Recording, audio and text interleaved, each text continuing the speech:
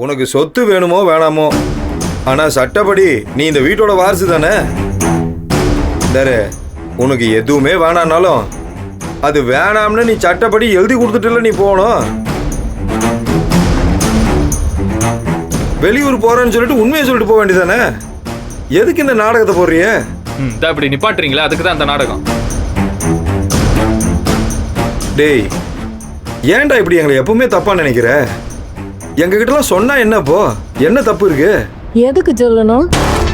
இல்ல எதுக்கு சொல்லணுங்கிற அப்படியே பாசமா இப்ப எல்லாத்தையும் கேக்குற மாதிரி அப்படி பண்ணுவீங்க. பிறகு பின்னாடியே ஆள் அனுப்பி ஆஸ்பத்திரியில பாயாசத்தை போட சொல்லுவீங்க. தெரியாத உங்களைய பத்தி சும்மா ரொம்ப நடிக்காது.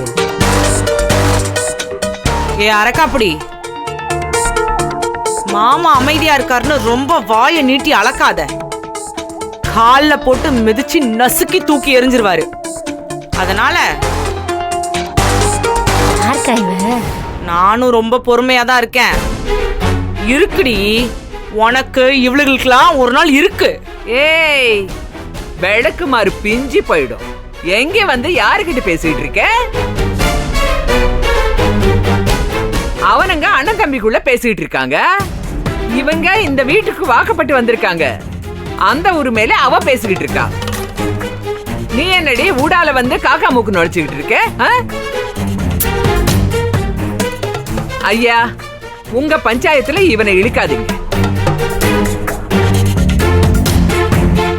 அவங்க நிம்மதியா போயிட்டு வரட்டும். தர்மா, இதுங்கெல்லாம் சேர்ந்து எங்க வேணாலும் போயிட்டு வரட்டும். முதல்ல ஆடிட்டரும் வக்கீலும் வந்து பேசட்டும். அதுக்கப்புறம் கிளம்பி போச்சு.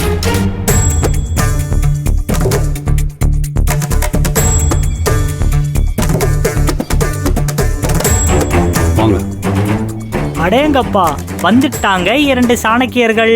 மாமா, 100 ஆயிசு இவங்களுக்கு.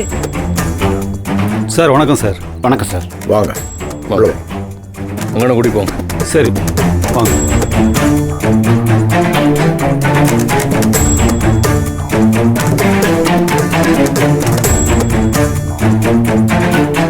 வாங்க.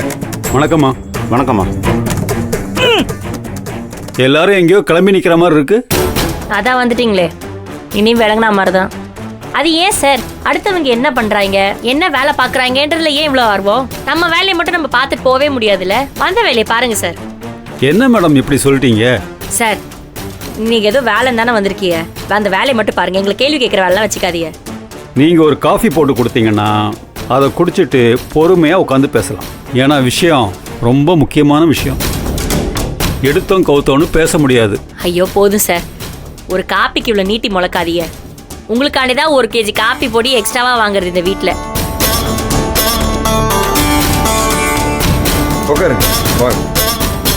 சக்தி, சேர் எடுத்து போடு. சனனி உட்கார்.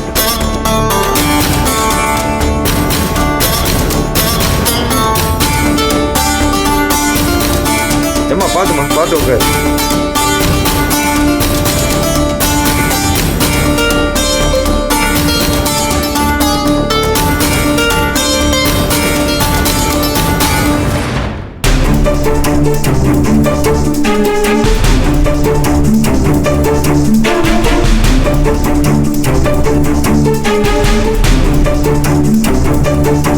சார், உங்ககிட்ட ஏற்கனவே சொன்ன மாதிரி இந்த குடும்பத்தோட ப்ராப்பர்ட்டிஸ் எல்லாத்தையும் 2ஆ நிர்வாகம் பண்றதுக்கு சௌரியமா பிரிச்சாச்சு.